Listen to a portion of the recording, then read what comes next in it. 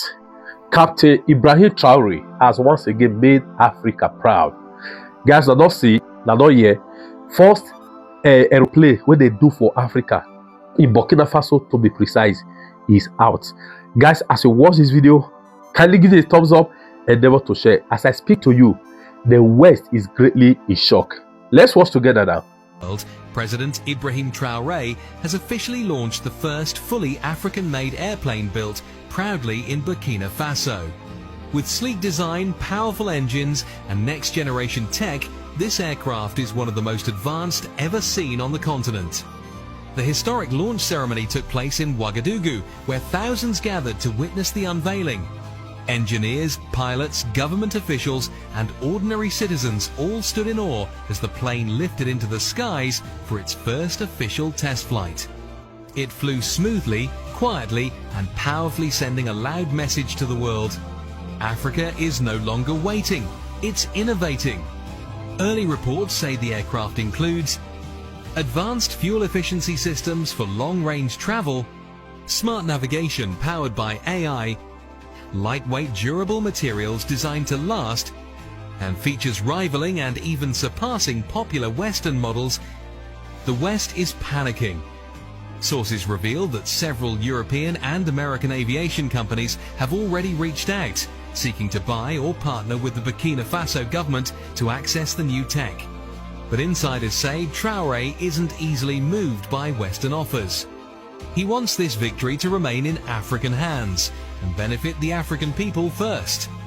In his speech, Traoré said, "For too long we've watched the skies while others flew. Today, we take flight with our own wings, our own minds, our own hands. This is not just for Burkina Faso, this is for all of Africa." The launch has become a symbol of African pride, independence, and unstoppable innovation. Social media is exploding with support. Videos of the takeoff are going viral across TikTok, Instagram, and YouTube. Many are calling this moment Africa's Wright brothers moment. Meanwhile, Western leaders are scrambling to understand how Burkina Faso, under sanctions and pressure, managed to develop something this advanced, this quickly. Some insiders suspect support from China and Russia played a role in providing technical and financial backing, a partnership Traoré has been quietly building behind the scenes. Whatever the case, Africa has taken off, and there's no turning back. No one believed it until the tarp fell. On a forgotten runway outside Ouagadougou, something happened that the world never saw coming. As the morning sun scorched the horizon, military trucks lined the field. The crowd stood frozen, cameras zoomed in, tension thickened, and then he walked out. Captain Ibrahim Traoré, calm, controlled, determined. He didn't speak, he didn't smile, he just moved, straight toward the future. In front of him stood a massive shape under a military-grade tarp. Everyone knew something was coming, but no one imagined this. With one sharp gesture, the cover was yanked away, and the earth stood still. A full-sized airplane gleamed under the African sun, draped in the red, green, and gold of Burkina Faso. A real plane, built in Africa, born in defiance. The crowd erupted, tears, fists in the air, knees hitting the ground. It wasn't just metal and engines. It was a message. Africa no longer crawls, we fly. This wasn't second-hand junk from Paris. This wasn't charity from Washington. This wasn't leased pride. This was 100% Burkinabe power, designed, built, and unveiled under Western radar. For decades, they told us we couldn't. They laughed when we tried. They sabotaged when we dreamed. And yet, here it was, proof that we no longer need permission. Traoré walked up to the aircraft like a general approaching his flagship. He placed his hand on the body and stared down the cameras. His words, "This is our new beginning. Africa will fly with or without you." They laughed. They called him a dreamer. Some said it was impossible. Others whispered he'd never live to see it happen. But while the world mocked, Traoré was building. Not in Paris, not in Washington, but in the heart of Africa, hidden deep inside a restricted zone outside Ouagadougou, surrounded by fences, drones, and silence. A secret facility, a ghost project, a silent revolution in metal and fire. There were no press releases, no IMF contracts, no Western partners. Just a handful of engineers, soldiers, and foreign technicians, handpicked, loyal, invisible. They worked at night. Blueprints were printed underground. Materials came in crates with no labels, routed through 4 different countries. Every move hidden from foreign satellites. Every part tracked by soldiers sworn to secrecy. The brains behind the wings? A coalition the West never saw coming. Burkina engineers trained in Moscow. Aviation experts flown in quietly from Iran. North Korean metallurgists, masters of stealth design. Together they formed a triangle of resistance, anti-Western, pro-sovereignty, and untraceable. And the funds? Not a dollar came from the World Bank, no strings from the EU. The financing was pure, African gold. TRAORÉ diverted mining revenues from corrupt intermediaries and funneled it straight into this project. No middlemen, no debt, no compromise. Months passed. The structure took shape. First a cockpit, then the wings, then the roar of an African-made engine echoing through the hangar for the first time in history. No Western nation believed it was possible, and that was the plan all along. Build it in silence, launch it in shock. TRAORÉ's order was clear. Do not announce it. Let them find out when it's already in the sky. And that's exactly what happened. By the time Western intelligence caught a whiff of what was coming, the plane was already taxiing toward takeoff. The news hit like a lightning bolt.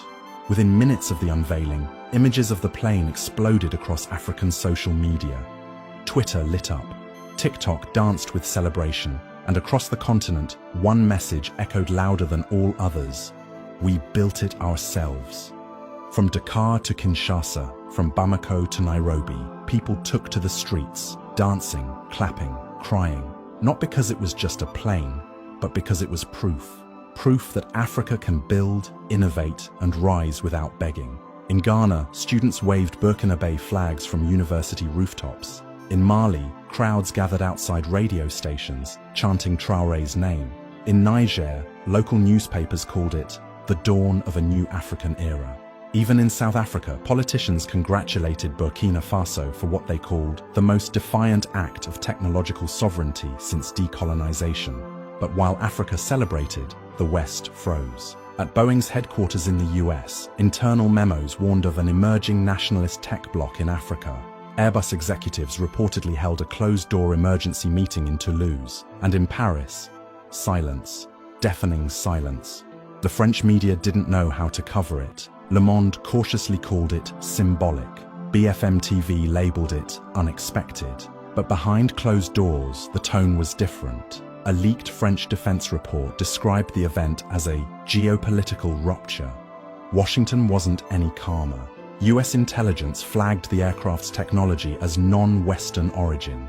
Analysts raised alarms. Could this be the first of many? What happens if Mali builds the next one? What if a unified African aerospace project emerges, funded outside the IMF, trained outside NATO, and aligned with Moscow or Pyongyang? The panic was real, because this wasn't just a plane, it was a declaration. Africa is no longer your playground. And TRAORÉ, he didn't blink, he didn't respond, he simply watched the reactions pour in, and began planning the next launch. This plane is not just about metal, fuel, and flight. It's about dignity. It's about a continent reclaiming what was stolen, mocked, and ignored for generations. Because for over a century, Africa was told to wait, told to borrow, told to beg for planes, for engineers, for access to the skies. Every African airport echoed with the sound of foreign-built aircraft. Every aviation deal came with conditions, with debt, with dominance. But today, that chain was broken. Not with words, but with wings. TRAORÉ's plane isn't a product, it's a message. To the West, we no longer need your permission to rise. To the African youth, you are not too poor to build, you are too powerful to stay small. To the world, this is only the beginning. This wasn't just a Burkina achievement, it was Pan-African, because every African saw themselves in that aircraft. Every child who ever dreamed of flying, every student studying science with no lab, every young mind told they were too poor, too black, too African to create. This was for them. And the fear it sparked in Western boardrooms wasn't just about competition, it was about control slipping away. Because if Burkina Faso can build a plane, Mali can build the next one, Niger can build the engines, Chad can mine the rare metals, Guinea can finance it with gold, and suddenly the entire model of dependency collapses. That's the true terror behind this moment. It wasn't the plane's altitude, it was its symbolism. A once colonized nation now touching the skies on its own terms. And that's why the launch rattled the world. Because this isn't about aviation, it's about awakening. And once a people remember how to fly, there's no bringing them back to the ground. You didn't think the West would just sit and watch, did you? Long before the unveiling, before the engines ever roared, they knew something was happening. Satellite images showed strange construction near Ouagadougou.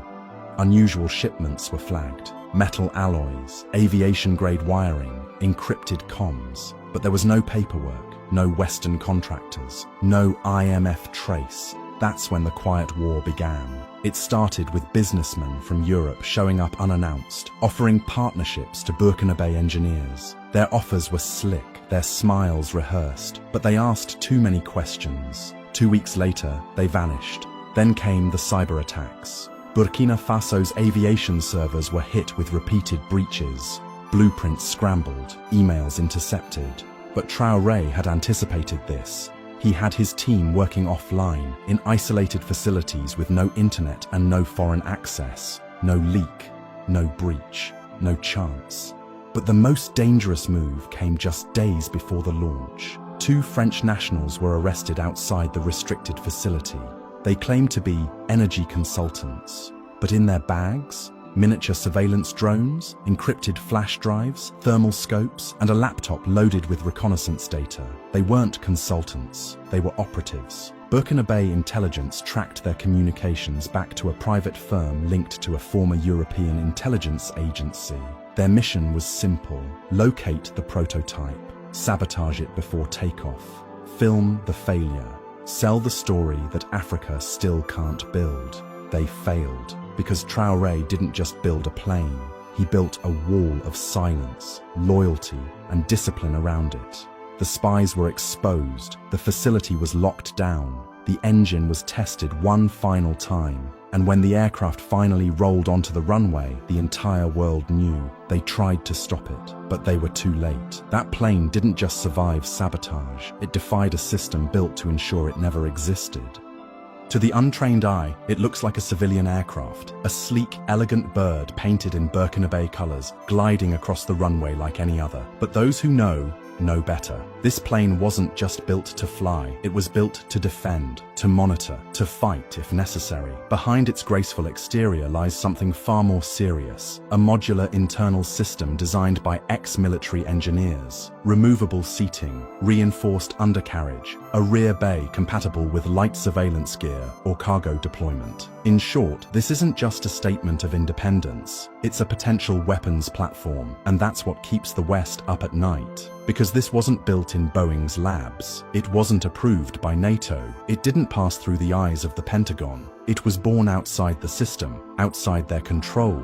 Sources say Russian defense specialists quietly reviewed the aircraft's specs. Iranian consultants suggested modifications for high-altitude endurance. Even whispers from North Korea hinted at stealth enhancements that could allow radar evasion for border patrol or night missions. Is it an attack aircraft? Not yet. But can it become one? Absolutely. And here's the nightmare scenario for Western powers. A Burkinabe-made fleet patrolling AES airspace. No need for French drones. No need for US satellite access. Total control over airspace, borders, and mineral zones. Imagine Traoré deploying 5 of these along Burkina's northern frontier, watching, recording, striking if necessary. No Western approval, no partnerships, no strings. That's not just independence. That's sovereignty with teeth. The West isn't afraid of the aircraft's altitude, they're afraid of its implications. Because once Africa can defend its skies, it doesn't need foreign boots on its soil ever again,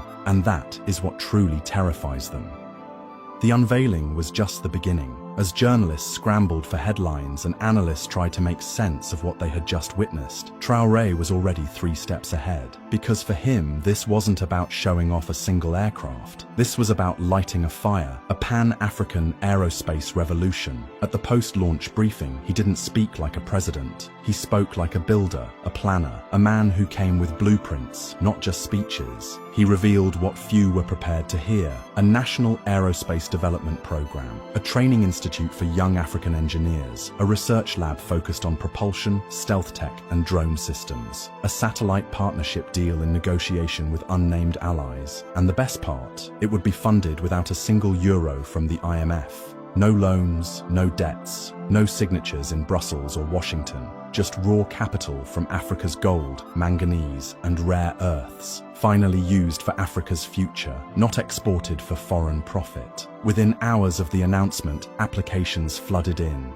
Young Burkina scientists from Europe ready to return home, Malian programmers, Togolese mechanics, Rwandan mathematicians, they all wanted in. Because they didn't just see an aircraft, they saw a movement. For the first time, African talent wasn't being poached, it was being called back. And this time, not to serve under Western flags, but to build under their own. Traoré's words rang across the room. We don't just want to fly, we want to build the wings, the engines, the future. This wasn't about matching the West. It was about outgrowing the need to compare, about becoming something different, something sovereign, something unstoppable. The vision is clear now. Burkina Faso isn't launching a plane, it's launching a generation. It's not the plane. That's what they won't say out loud. But what every strategist in Paris and Washington already knows. It's not the engine, it's not the wingspan, it's not the aircraft specs on paper. It's the message it sends. Because what happened in Ouagadougou wasn't just a technical feat, it was an ideological earthquake, a rupture in control, a crack in the colonial mirror that told Africa, you'll always need us.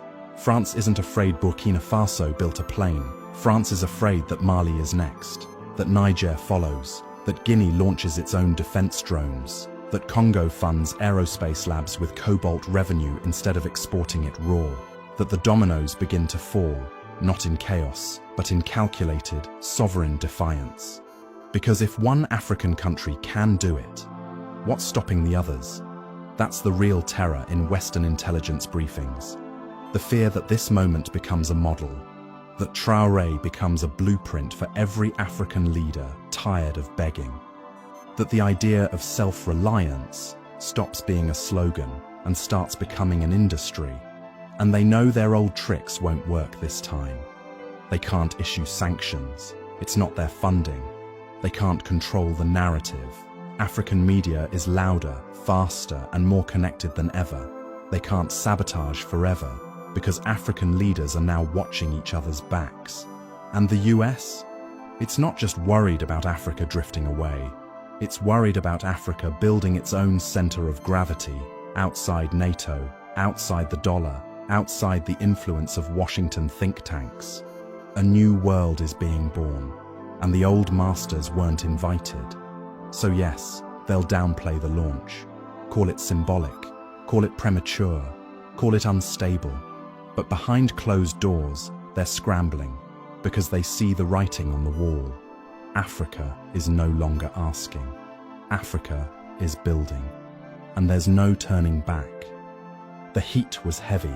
The sun blazed high over Ouagadougou's skies, but no one moved, no one blinked, because he was about to speak. Captain Ibrahim Traoré stepped forward, not as a soldier this time, not even as a president. He stood there as a symbol of something greater. A continent refusing to kneel. Behind him, the aircraft stood proud, still glistening from its unveiling. The cameras zoomed in, microphones leaned closer. The world waited. And then, in a voice calm but thunderous, Traoré began. For too long we have flown in borrowed planes, wearing borrowed dreams, guided by borrowed hands. Today we break that chain. This is not just a machine. This is our declaration. We will no longer be passengers. We will be the pilots of our own future. The silence that followed was brief. Then the eruption came. A roar like thunder swept through the crowd. IS! IS! IS! Tens of thousands, fists in the air, chanting the name of the alliance that now represented more than defense. It represented destiny. Mothers cried, veterans saluted, children climbed on shoulders screaming, "We can fly now!" Across the tarmac, soldiers banged their rifles against their chests in rhythm with the chant. Even the technicians, still wearing grease-stained overalls, stood side by side, tears running down their faces. It wasn't just pride, it was liberation. Traoré raised his hand again, but not for silence. He pointed to the sky. "This is where we belong," he said, "and nothing will bring us back to the ground." In that moment, the aircraft's engine fired once more, not to take off, but to remind the world, Africa is alive, alert, and airborne. And across the continent, from radio stations to refugee camps, that message echoed, "We built it, we flew it, we're not coming down." The dust hadn't even settled. Reporters were still filing stories. Analysts were still arguing on TV. But in a quiet, undisclosed hangar outside Ouagadougou, another aircraft was already taking shape. Because Traoré never planned to stop at one. The unveiling wasn't the finale, it was the signal. Inside the facility, blueprints of a second, more advanced model, larger wingspan, higher altitude capacity, dual-use modules, civilian and military. Rumors swirl of stealth coating being tested under Russian guidance. North Korean engineers are said to be consulting remotely on radar suppression tech. It's happening again, and this time, faster, but with momentum comes danger. Western satellites have increased flyovers of the region. French drones were spotted near the border, monitoring, they claim. Burkina air defenses were scrambled twice in 1 week. Intelligence reports speak of foreign operatives entering neighboring countries. Traoré's inner circle has tripled security, because everyone knows they won't let this happen twice. There are whispers of attempted cyber attacks, of backdoor deals, of bribes offered to turn engineers. None have worked, yet. But the message is clear. The fight has just begun. Because now it's no longer about one plane. It's about what comes next. AES states discussing a joint aerospace command, plans for a regional manufacturing hub, scholarships for African youth to study aerospace in Pyongyang, Moscow, Tehran, discussions of an African satellite constellation independent from Western systems. This is the future they fear, an Africa that builds, defends, watches the skies on its own terms. And Traoré? He doesn't flinch. He knows the risk. He knows what's coming, but he also knows the truth. The moment you fly once, they can never convince you to crawl again.